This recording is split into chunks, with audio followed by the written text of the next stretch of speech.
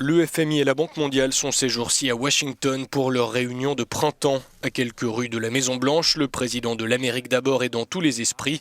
Mais officiellement, les discussions portent sur la croissance, la lutte contre la pauvreté et l'état du système financier. Un contexte globalement favorable pour le président de la Banque mondiale. Les perspectives économiques s'améliorent, estime Jim Young Kim, après des années décevantes en matière de croissance mondiale. Mais il y a toujours des risques et les pays qui le peuvent doivent mener des réformes structurelles. Le FMI a souvent mis en garde contre la réforme fiscale et la guerre aux importations voulue par Donald Trump. Sa directrice, Christine Lagarde, s'est dite optimiste ce jeudi tout en insistant sur la préservation du libre-échange. Le FMI, vous savez, n'est pas une organisation commerciale.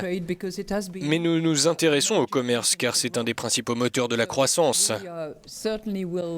Donc nous allons bien sûr voir comment y participer, comment soutenir le développement du commerce, comment faire cela de la manière la plus efficace, la plus juste et la plus mondiale possible.